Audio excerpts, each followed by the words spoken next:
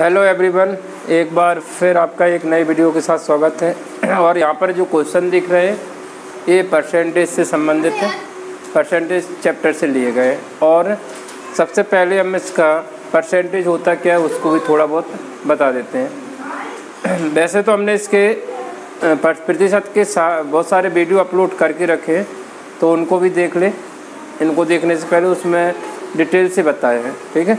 तो फिलहाल यहाँ पर देखते हैं कि सबसे पहले प्रतिशत क्या होता है। प्रतिशत जैसे हम क्या बोलते हैं, परसेंटेज है। प्रतिशत का सिंबल कैसा होता है, ये परसेंटेज का सिंबल है। प्रतिशत का जो मीनिंग होता है वो क्या बताया था हमने, प्रति मतलब होता है प्रत्येक, क्या होता है प्रत्येक। और शत मतलब क्या होता है 100, यानी प्रत्येक 100 पर जो वैल्यू काउंट की जाती है वह प्रतिशत होता है, ठीक है। तो जैसे हमने बोला है कि एग्जाम्पल में कि 200 का 20% कितना होगा, 200 का 20%। तो जो 20% लिया जाएगा वो 200 के प्रत्येक 100 पर लिया जाएगा। तो 200 का 20% कितना होगा 40, क्योंकि पर 100 पर 20 लिया जा रहा है। तो 200 में 100 कितने बार आ रहा है, 2 बार। तो इसका 20% कितना हो जाएगा 40, क्योंकि प्रत्येक 100 पर वैल्यू को काउंट किया जाता है, ठीक है। तो ये था उसका डेफिनेशन से हमने क्वेश्चनों को करे थे। अब यहाँ पर एक चीज़ और है, एक चीज़ को और ध्यान देना है कि प्रतिशत से बहुत ही इजी चैप्टर हो जाता है अगर तुमने इस चीज़ को समझ लिया। जैसे हमने बोला कि एक वस्तु को हमने 300 रुपये में बेचा, कितने में बेचा 300 रुपये में बेचने पर उस व्यक्ति को 50% का फ़ायदा हो जाता है। 300 रुपये बेचने पर 50% का फ़ायदा हो जाता है, तो उसका सीपी क्या होगा, मतलब कॉस्ट प्राइस क्या होगा। लाभ कितने का हो गया इसको 50% का, ठीक है। एक व्यक्ति ने 300 रुपये में बेचने पर 50% लाभ कमा लिया, तो उसका कॉस्ट प्राइस क्या होगा। अब मुझे ये चीज़ बताइए, कॉस्ट प्राइस ये जो दिया है वो क्या दे रखा है, मतलब 300 में बेचा यानी क्या दे रखा है, सेलिंग प्राइस, एसपी दे रखा है। सेलिंग प्राइस पर उसे या तो प्रॉफिट होगा या फिर लॉस होगा, या फिर ना तो प्रॉफिट होगा ना ही लॉस होगा। अगर वह व्यक्ति 300 रुपये में वस्तु खरीदता और 300 की बेच देता तो उससे ना तो फ़ायदा होता है ना नुकसान होता है। अगर वह 300 की खरीदता है और 300 से ज़्यादा की बेचता है तो उसे प्रॉफिट होगा। 300 से कम की खरीदा और 300 में बेचा तो लाभ होगा। तो यहाँ पर 300 में बेचने पर उसे 50% का फ़ायदा होगा, इसका मतलब 300 से कम में खरीदी होगी वस्तु। अब वो कितने में खरीदी होगी वो आपको बताना है। तो ये मौखिक क्वेश्चन है, कैसा है, मौखिक है, क्योंकि 50% लाभ के लिए कंडीशन हमने क्या बताया था, जो क्रय मूल्य होता है यानी सीपी जो होता है वो कितना होता है प्रतिशत में 100%। अब इस पे 50% का फ़ायदा जोड़ दिया हमने, कितने का फ़ायदा हो गया 50% का फ़ायदा जोड़ दिया, तो क्या हो गया, ये सेलिंग प्राइस हो गई कि नहीं। और जो सेलिंग प्राइस है वो किसके बराबर दे रखी है यहाँ पर 300 के बराबर। तो इसका मतलब ये 150% बराबर कितना है 300, 150% बराबर है 300। तो 1% निकाल सकते हो, तो 2, 1% 2 है। तो हमें क्या निकालना है, कॉस्ट प्राइस यानी सेलिंग प्राइस, कॉस्ट प्राइस निकालना है, 100% ज्ञात करना है। जिसका हमने 1% निकाल लिया तो 100% निकाल सकते हैं। 1% बराबर 2 है तो 100% बराबर क्या होगा 200। तो इस तरह के क्वेश्चन जो कि अगर किसी वस्तु पर लाभ होता है या हानि होती है, उस कंडीशन में आपको क्या करना होता है, अगर तुमने 1% निकाल लिया तो उसका लाभ भी निकाल सकते हैं, हानि भी निकाल सकते हैं। इसके अपोजिट अगर हम ये बोल देते कि उस व्यक्ति को लाभ की जगह पे अगर 50% की हानि हो जाती, क्या हो जाती, हानि हो गई। 300 रुपये में बेचने पर उस व्यक्ति को 50% की हानि हो जाती है, तो उसकी कॉस्ट प्राइस क्या होगी। अब भी क्या निकालना है, कॉस्ट प्राइस यानी 100% निकालना है। 50% की हानि हो गई है, इसका मतलब हानि या लाभ, कितने की हानि? कॉस्ट प्राइस कितनी होती है? 100% होती है। 50% की हानि हो गई, मतलब कितना बचा होगा उसके पास? 50%। हानि के लिए क्या किया था? कॉस्ट प्राइस ये था तुम्हारा, हानि के लिए माइनस लगाते हैं, और 50% की हानि हो गई है, यानी 300 में बेचने पर, तो 300 बराबर इतना है। इसको सॉल्व करेंगे तो 50% बराबर ये है, तब इसकी कॉस्ट प्राइस क्या आएगी? तब 600 आ जाएगी। कैसे कि 50% बराबर हो जाएगा 300, 0 से 0, 5 6 का 30 है, 1% बराबर 6 है, तो 100% बराबर कितना हो जाएगा? 600। समझ आ गया? तो ये थोड़ा सा बेसिक था तुम्हारा, जो कि इसको आपको समझना होगा, और ये समझ लिया तो प्रतिशत में हर एक क्वेश्चन इसी से हो जाते हैं। ठीक है, किताबों में बहुत सारे तुम्हें फॉर्मूले दिखाई देंगे, पर फॉर्मूले की कोई ज़रूरत नहीं पड़ने वाली।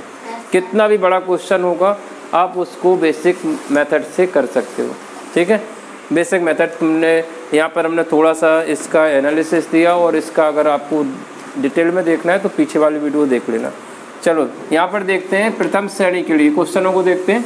प्रथम श्रेणी के लिए 60% अंक चाहिए। रवि 390 अंक मिले, रवि को 390 अंक मिले, उसे प्रथम श्रेणी के लिए 30 अंकों की कमी रह गई है। प्रथम श्रेणी के लिए कितने प्रतिशत अंक चाहिए थे? 60% अंक प्रथम श्रेणी के लिए चाहिए थे। ठीक है, और वह कितने अंक लेके आया? 390। क्या 390 60% के बराबर है? अभी नहीं है। क्यों नहीं है? कि भाई 30 अंक कम प्राप्त कर, अभी मतलब 390 तो उसे मिल गए हैं, पर वो 60% से प्रथम श्रेणी से कितने कम है? 30 अंक कम है। अगर हम इसमें 30 अंक और जोड़ दें तो ये किसके बराबर हो जाएंगे? 60% के बराबर हो जाएंगे। तो यहाँ पर क्या हो गया? 60% बराबर कितना हो जाएगा? 420। 0 से 0 कटा, 6 7 42, मतलब 1% बराबर कितना निकाल लिया हमने? 7 निकाल लिया। इसके बिल्कुल बंद नहीं होते।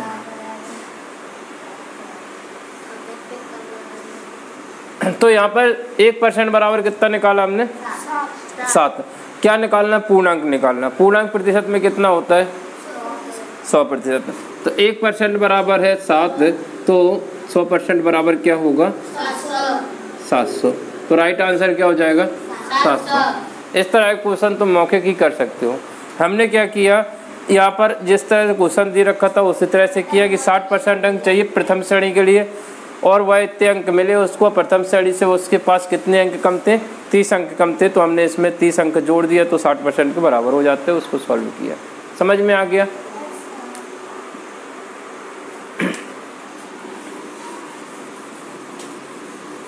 अब मुझे बताइए कि अगर वह 30 अंक अधिक लाया होता, क्या लाया होता? 30 अंक अधिक लाया हुआ। अब बताइए पूर्णांक कितने का होगा? क्या किया? प्रथम श्रेणी के लिए 60% अंक चाहिए थे उसको, रवि इतने अंक मिले, और वह प्रथम श्रेणी से कितने अंक अधिक लाया? 30 अंक अधिक मिले उसको, तो उसका पूर्णांक क्या होगा? अब तक तो आंसर आ जाना चाहिए था। 600। क्या किया होगा तुमने? 60% लिखा होगा एक साइड पे, और जो 390 अंक है उसमें भाई कितने अंक अधिक लाया? अभी 60% से जाना है, क्योंकि ये 60% अधिक अंक लाया आपकी बार में। प्रथम श्रेणी से कितने अंक अधिक लाया? 30 अधिक लाया, मतलब ये 60% से अधिक हो गए। कितने अंक अधिक हैं? 30। अब ये बराबर हो जाएंगे, तो यहाँ पर 36, 360 बराबर है 60%, तो सीधा सीधा 100% तुम निकाल सकते हो। 1% बराबर कितना हो रहा है? 6। तो 100% बराबर कितना होगा? 600। उस कंडीशन में इसका आंसर कितना हो जाता है? 600। तो कुछ भी दिया हो आपको, सिर्फ बेसिक मेथड, बेसिक कॉन्सेप्ट पे ध्यान देना है, तभी इसके डाउट नहीं होंगे तुम्हारे, बड़े आसानी से क्वेश्चन हो जाएंगे। समझ में आ गया? ठीक है, अब अगला क्वेश्चन देखते हैं। और जिस किसी का मन नहीं लग रहा है वो क्लास से बाहर जा सकता है, रिक्वेस्ट है ये भी।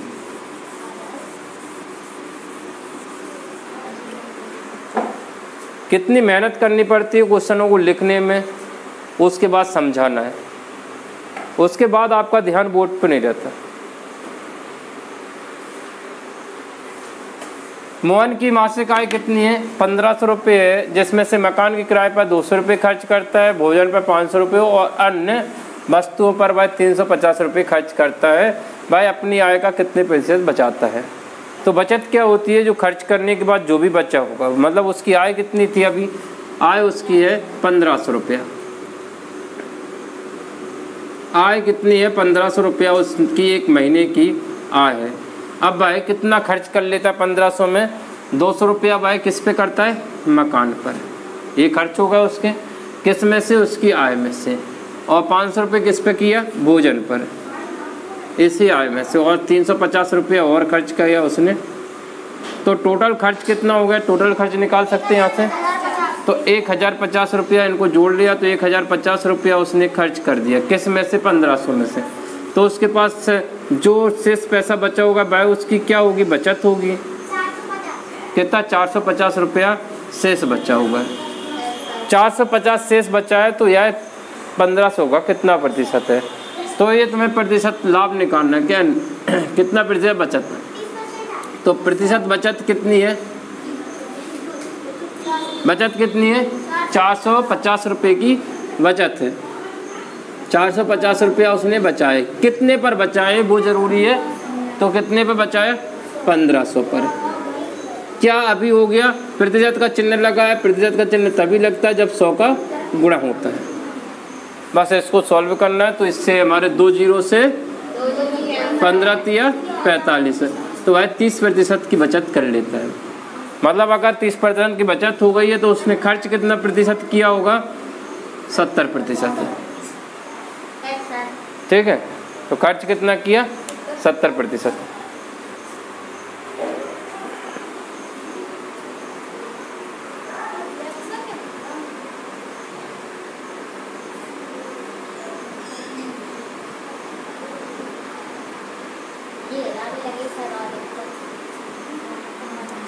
अब देखते हैं अगला क्वेश्चन।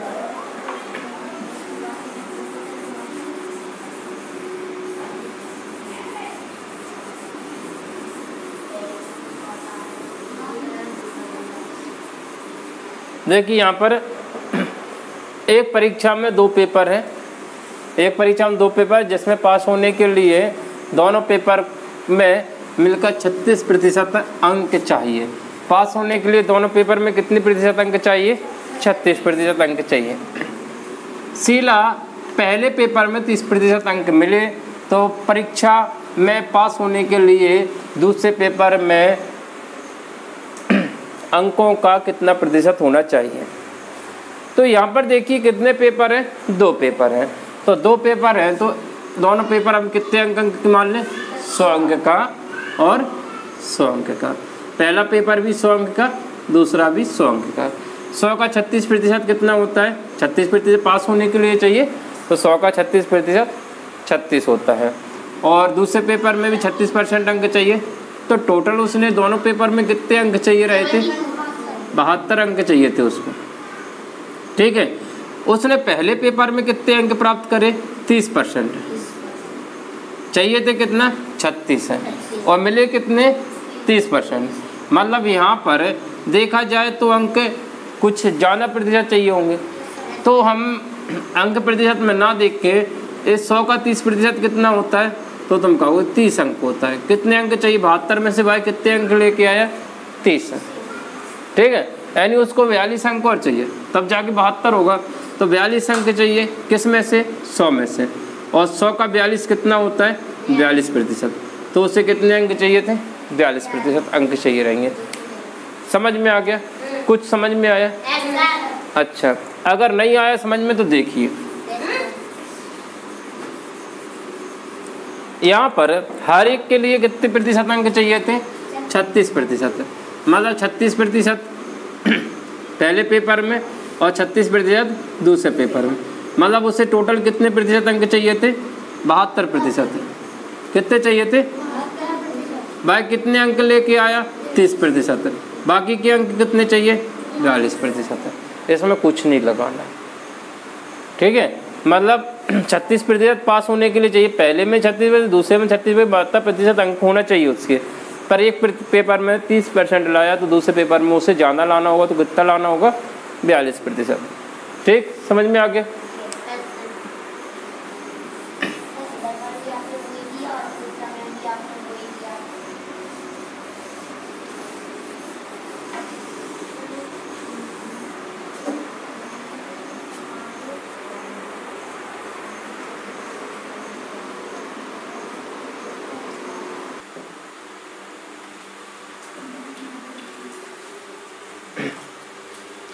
जैसे कि अभी हमने बताया कि प्रतिशत आप कर चुके हो, और प्रतिशत में हमने कुछ क्वेश्चन कराए और बहुत तेज़ी तरीक़ा से किया है, कोई फॉर्मूला अप्लाई नहीं किया जैसे आपने देखा भी होगा, और साथ में कुछ इम्पोर्टेंट फैक्ट हैं जो कि आपको पता होना चाहिए परसेंटेज में।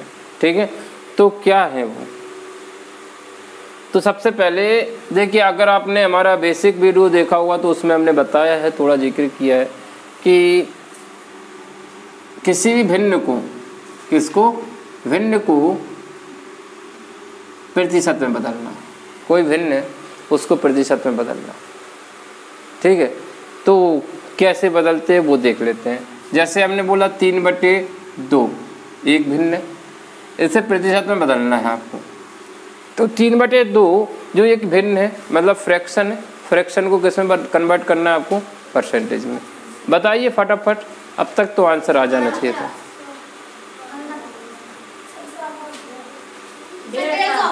150% है। कितना होगा? क्या बताया था हमने कि अगर किसी भी भिन्न को प्रतिशत में बदलना है तो हमें प्रतिशत चिन्ह लगाने के लिए क्या करते हैं? 100 का गुणा करते हैं। यहाँ पर कौन सा चिन्ह आ गया? प्रतिशत का। तो 100 का गुणा करना है सिंपल सा। जब 2 से काटेंगे तो कितने बार कट जाएगा? 50 बार। 50 दिया कितना होता है? तो ये जो है कितने प्रतिशत है? 150%। तो एक ही कॉन्सेप्ट है इसका, किसी भी भिन्न को अगर प्रतिशत में बदलना है, यानी किसी भी संख्या को प्रतिशत में बदलना है, तो वह प्रतिशत में तभी बदलेगी जब हम उसमें 100 का गुणा करेंगे। ठीक है, अगर हमने बोला है कि बताइए कि एक कितना प्रतिशत होता है? एक जो अंक है वह कितना प्रतिशत है? 100%। क्यों? क्योंकि प्रतिशत का चिन्ह लगेगा तो 100 का गुणा करना पड़ेगा, तो एक कितना हो जाएगा? 100%। 1/2 यानी आधा कितना प्रतिशत होता है? 50%। तो कुछ फ्रैक्शन की वैल्यू आपको पता होना चाहिए। जैसे इंपॉर्टेंट फ्रैक्शन कौन कौन से होता है? 1/2 हो गया, 1/3 हो गया। 1/3% में कितना होता है? 33, या फिर 33 सही 1/3% है, जिसे इस तरह से भी लिखा जाता है 33.33% है। ठीक, 1/4 अगर ये इतना है तो 2/3 कितना होगा? तो जब 1/3 कितना होता है? 33% होता है। तो 2/3 कितना होगा? इसका जस्ट डबल होगा। क्या होगा? अगर यहाँ पे हम 2 का गुणा कर दें इसमें तो कितना हो जाएगा? 6 2/3% है। ठीक, समझ में आ गया? तो तुम्हें क्या पता होना चाहिए? ये पता होना चाहिए। और 1/5 1/5% में कितना होता है? 20% है। 1/4 कितना होता है? क्या कर रहे हैं? 100 का गुणा करते और भाग देते जा रहे हैं। अगर हमने बोला कि बताइए 5/4 कितना प्रतिशत होगा? कितना होगा? 125% होगा। 1/4 कितना होता है? 25 है। तो अगर हम 25 में 5 का गुणा कर देंगे तो कितना हो जाएगा? 125%। क्योंकि 5 गुना है, इसका कितना गुना है? 5 गुना। तो इसका भी कितना गुना हो जाएगा? 5 गुना। जस्ट इसका उल्टा भी वैसे ही कर सकते हो कि अगर कोई संख्या 25% दे रखी है तो फ्रैक्शन में भाई कितनी है? 1/4। कितना है? 1/4। अगर हमने बोला है कि 600 का 25% निकालना है, कितना निकालना है? तो 600 का 25% निकालना है तो 600 का हम क्या निकाल सकते हैं? 600 का 1/4 भाग निकाल सकते हैं, क्योंकि जो 25 होता है वो कितना होता है, 1/4 होता है, और का की जगह पे गुणा होता है, मतलब 4 से भाग दे देंगे तो वो 25% आ जाएगा। समझ में आ गया? तो ये सब चीज़ें बेसिक भी हैं और इनको आपको पता होना ज़रूरी है, कर पाओगे आप। तो ये कुछ 1 से लेके 10 तक के आप और हैं। जैसे हमने बोला कि 1/11 कितना प्रतिशत होता है?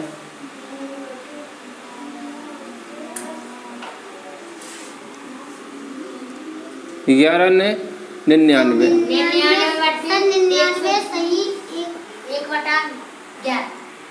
1/11। क्या ये सही है? कहाँ है सही? अब है सही। क्या है, 100 का गुणा किया है तो कितना होता है? 9 सही 1/11%। 100 किससे भाग देना है? 11 से 100 में भाग देना है। तो आपको जब भी प्रतिशत में बदलना है तो क्या करना है, जैसे 1/7 प्रतिशत में कितना है, 100 का गुणा कर दीजिए, कितना होगा आप खुद निकाल लेंगे। समझ आ गया? कोई भी फ्रैक्शन आप प्रतिशत में निकाल सकते हो, इम्पोर्टेंट है। चलो कुछ क्वेश्चन और कर लेते हैं इसी पे आधारित। चलो इस क्वेश्चन को देखते हैं थोड़ा सा, क्या है इसमें।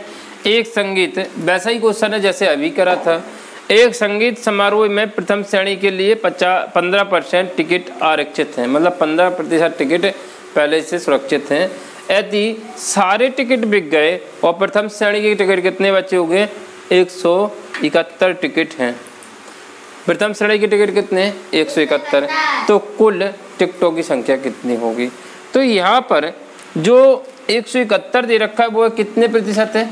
15%। प्रथम श्रेणी के टिकट कितने हैं? जो प्रथम श्रेणी के टिकट हैं वह प्रतिशत में कितना है? 15%। और यहाँ प्रथम श्रेणी की संख्या में कितने हैं? 171। तो 15% बराबर कितना है? 171। तो इसका हम 3 से भाग दे दें। 3 पचे 15, 3 सत्ते 21।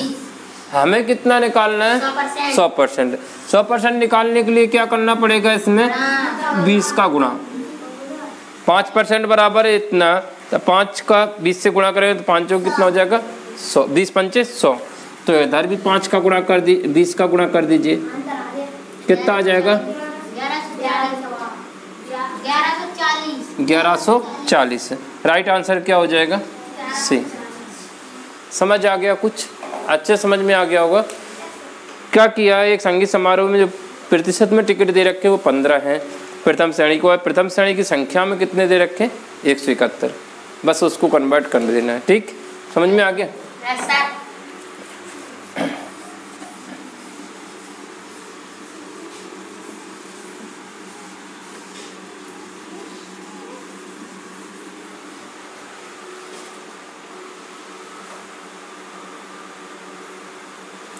अब देखते हैं इस क्वेश्चन को। किसी संख्या का 1/3 14 है। अब ये क्वेश्चन था, इतना इजी था। किसी संख्या कितना दे रखा है? 1/3, मतलब तीसरा भाग दे रखा है। तो 1/3 मतलब तीसरा भाग दे रखा है। तीसरा भाग कितना है? 14। तो वह पूरी संख्या कितनी होगी?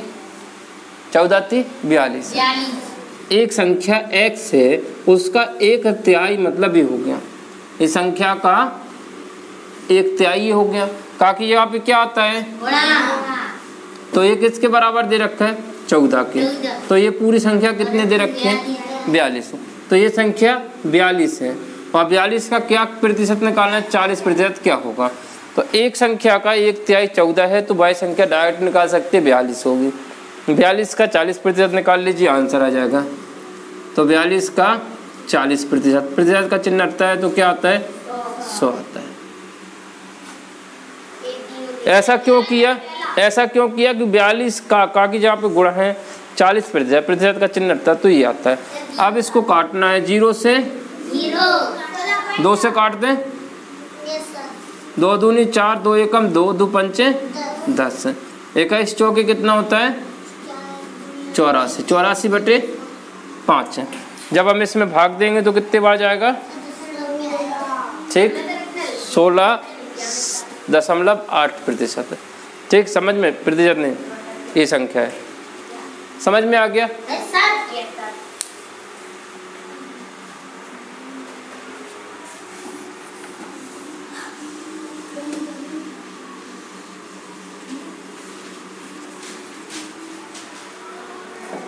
अभी जो क्वेश्चन कराया था 1500 वाला सेम ऐसा ही क्वेश्चन नहीं है। यहाँ पर पूछा है कि उसने कितना धन खर्च कर दिया, वहाँ पे क्या पूछा था कितना धन बचत किया उसने, तो ये अंतर है। तो महेश की प्रति माह वेतन कितनी है 1200, वह 250 रुपये खाने पर खर्च करता है, 150 रुपया मकान किराए पर और अन्य उसके खर्चे 600। तो उसने 1200 रुपये का कितना भाग खर्च कर दिया, जितना भाग खर्च कर दिया वह प्रतिशत में कितना है, समझ में आ गया। तो देखते हैं उसकी जो आय है वो कितनी है, आय है 1200 रुपया, खर्च कितना कर लिया, उसका खर्च लिख लें, पूरे खर्चा कितने हैं 250 रुपया एक जगह किया, 150 रुपया मकान के किराए खर्च किया और 600 रुपया एक जगह खर्च किया। तो उसने टोटल कितना खर्च कर दिया, जीरो। कितना खर्च कर दिया 1000 रुपया, कितने में से 1200 का। तो ये खर्च पूछा है कि खर्च प्रतिशत में कितना है, तो क्या लिखेंगे, खर्च प्रतिशत, कितना खर्च किया 1000, किस पर किया 1200 पर, प्रतिशत निकालना है तो क्या आएगा 100 का गुणा, 2 जीरो से 2 जीरो कट और इसको इससे भाग देंगे तो कितना आ जाएगा 12×8 = 96, ये ऑप्शन, और कोई ऑप्शन है नहीं है। 1000 में 12 से भाग देंगे तो कितने बार जाएगा 8 बार, तो जाएगा 12×8 = 96 और बात यह 36 बाकी आता रहेगा, है ना। तो ये समझ में आ गया होगा।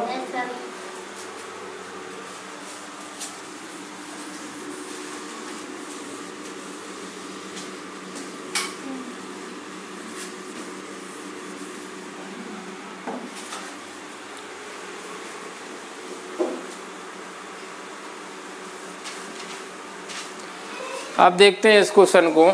2 उम्मीदवारों के बीच एक चुनाव में डाले गए मतों का 30% पाने वाला उम्मीदवार 16,000 मतों से पराजित हो जाता है। मतलब एक चुनाव था, उसमें कितने उम्मीदवार हैं, 2 उम्मीदवार हैं, एक पहला और एक दूसरा, 2 उम्मीदवार है। पहला उम्मीदवार जो है जितने भी मत डाले गए उसका कितना प्रतिशत पाया भाई, 30% पाया, ठीक। और तो दूसरे उम्मीदवार ने कितना पाया होगा, 2 ही उम्मीदवार थे, तो दूसरे उम्मीदवार ने पाया होगा 70%। ये समझ में आ गया, क्योंकि 2 उम्मीदवार यानी 2 उम्मीदवार थे, जितने भी वोट डाले गए एक के पास 30% आए तो दूसरे के पास कितना होगा 70%। क्यों, क्योंकि कुल जो वोट होते हैं वो 100% होते हैं, 100% 2 जगह बट गए हैं, ठीक। 3 लोग होते तो 3 जगह बट जाते। फिलहाल ये अब इसने कितने प्रतिशत से हार गया, ये कितने प्रतिशत से हार गया, ये 40% से। दिख रहा है ना, ये 30% पाया, ये 70% पाया, तो कितने प्रतिशत से हार गया 40%। यहाँ कितने वोटों से हार गया 1600, यानी 40% जो है वो किसके बराबर होंगे 16,000 के। तो 1% बराबर कितना होगा 400 के। तो पूरा 100% निकालेंगे तो कितना हो जाएगा, समझ आ गया। तो मतलब इसको काटा तो 1% निकाल लिया, 1% बराबर है 400, बाकी तुम समझदार हो तो इसमें 100 का गुणा करके क्या हो जाएगा 40,000। समझ आ गया, आगे देखते हैं।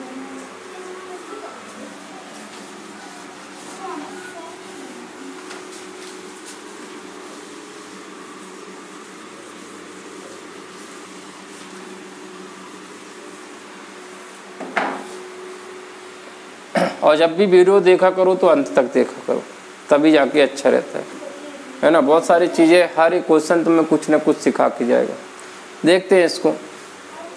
एक नगर की जनसंख्या प्रति वर्ष 20% से बढ़ती है, ठीक है। कितनी बढ़ रही है, 1 साल में 20% बढ़ जाती है। 1980 ईस्वी में जनसंख्या कितनी थी, 24,600 थी। तो बताइए 1989 में कितनी रही होगी। तो मुझे बताइए 1989 की जनसंख्या पूछी। 1989 में जनसंख्या मान्य कि जो कुल जनसंख्या होती है वो कितनी होती है? 100% होती है कि नहीं होती? तो 1989 क्यों है? 79 है। 1979 की जनसंख्या हमने कितनी मानी कि 100% थी, और हर सालिना कितनी बढ़ रही है? 20% बढ़ रही है। मतलब जो 1980 में जनसंख्या कितनी हो गई होगी? 1980 में जो जनसंख्या हो गई होगी ये 100% थी, तो 1980 में 20% बढ़ गई होगी, तो 120 है। तो ये जो जनसंख्या दे रखी वो कब की दे रखी? 1980 की दे रखी। 1980 की जनसंख्या कितनी है? इतनी। तो 1980 जो प्रतिशत में है वो 20% बढ़ता है, तो 100 में बढ़ता है, तो कितना बड़ी हो गई ये संख्या में? इतनी। हमें क्या निकालना है? 1979 की जनसंख्या निकालना है, यानी 100% निकालना है। क्या नहीं निकाल पाओगे? बचा ही क्या है इस क्वेश्चन में? बस आपको क्या करना है? काट देना है। 12 दूनी पूरा कट गया, कुछ नहीं बचा। दो संख्या एक साथ उतारेंगे तो क्या आएगा? 12 पंचे, तो 1% आ गया। कितना है? 205 है। 100% निकालना है तो कितना आ जाएगा? 100 का गुणा कर देंगे, 20,500। समझ में आ गया? तो परसेंटेज के क्वेश्चन कुछ इसी तरह से होते हैं, और हम कहीं पे भी देखोगे तो इस तरह से तुम्हें मिलेगा नहीं। इसलिए ध्यान दो कि जितना हो सके बेसिक से करो। कोई फॉर्मूले याद करोगे तो परसेंटेज की ढेर सारे फॉर्मूले आप याद करते रहना, फिर सोचना कि इस पे कौन सा फॉर्मूला लगेगा। वो भी एक इम्पॉर्टेंट है, क्योंकि जो फॉर्मूले याद करते वो ये सोचते हैं कि अभी फॉर्मूला लगेगा कहाँ। ठीक है, फिलहाल इसको देखते हैं। एक जिले की जनसंख्या 20 लाख है। कितनी है? इकाई, दहाई, सैकड़ा, हजार, 10,000, लाख और 20 लाख है। तो एक गांव की जनसंख्या कितनी है? 20 लाख। तुम्हारे सामने लिखा है 20 लाख है। ठीक है, और ये जो 20 लाख है प्रति वर्ष कितनी बढ़ रही है? 1.1% बढ़ती है। जो जनसंख्या है वो प्रतिशत में कितनी है? 100% है कि नहीं है? कितनी दे रखी? 20 लाख बराबर कितना है? 100%। समझ में आ गया कुछ? ठीक है, तुम्हें निकालने को क्या बोल रहे हैं वो? तो पहले तो हम इसका क्या निकालने, 1% निकाल सकते हैं यहाँ से।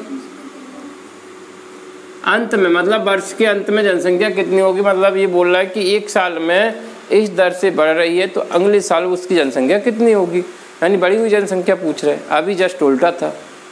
समझ में आया कुछ क्वेश्चन कि एक गांव की जनसंख्या 20 लाख है, प्रति वर्ष 1.1% की दर से वृद्धि हो तो एक वर्ष के अंत में वह जिले की जनसंख्या कितनी होगी? तो बस बढ़ गई होगी एक जिले में। चलो देखते हैं, जो कुल जनसंख्या है वह प्रतिशत में कितनी होती है? 100%। उसमें वृद्धि कितने की हो गई? 1.1% की वृद्धि हो गई। मतलब वो क्या निकालने की बात कर रहे हैं तुमसे? 101.1% तुम्हें निकालना है। ये समझ में आ गया? 100 में क्या जोड़ दिया? 1.1% जोड़ दिया, तो वह कितना होगा? 101.1% तुम्हें निकालना है। तो क्या नहीं निकाल पाएंगे? इसका 1% कितना हो गया? 20,000। 1% बराबर है 20,000। तो क्या 101.1% नहीं निकाल पाओगे? इसका गुणा करना है तो कर देते हैं ना। 101.1, अगर ये दशमलव कटेगा तो नीचे कितना आएगा? 10।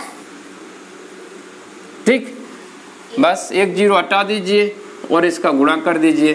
तो 2 का गुणा इससे होगा तो क्या हो जाएगा? 2, 0, फिर 2, फिर 2, बाकी सब जीरो लगा दो। तो ये कितना हो गया? 20,22,000। तो ऐसा आंसर कौन सा है? सॉरी, क्या 20 इतना जैसे भी पढ़ना है इसको, इकाई, दहाई, सैकड़ा, हजार, 10,000, लाख, 10 लाख, 20,22,000, जो कि ऐसे लिखा है यहाँ पर। ठीक, समझ में आ गया? Yes, sir. हमने क्या किया, जो भी दे रखा है भाई अगर जनसंख्या दे रखी मतलब कुल जनसंख्या कितनी है, तो कुल को हम क्या बोलते हैं 100%। पहले ही बता दिया, कुल किसी का भी कुल क्या होता है 100% होता है। अब उसमें वृद्धि होगी या कमी होगी प्रतिशत में, तो वृद्धि होगी तो 100 से ऊपर हो जाएगा, कमी होगी तो 100 से नीचे हो जाएगा। समझ में आ गया? ठीक है, इस तरह से तुम्हारे ये सारे डाउट खत्म हो जाते हैं प्रतिशत के। अगर फिर भी डाउट रह गए तो बाकी जो वीडियो डले होंगे उनको देख लेना, काफ़ी वीडियो डाले हैं, उसमें होमवर्क भी है, तो काफ़ी मदद मिलेगी तुमको उनसे। ठीक, और फिर वो डाउट नहीं रहेंगे। ठीक, तो फिर उन्हें मिलते हैं नेक्स्ट क्लास में। तब तक के लिए क्लास को समाप्त करते हैं।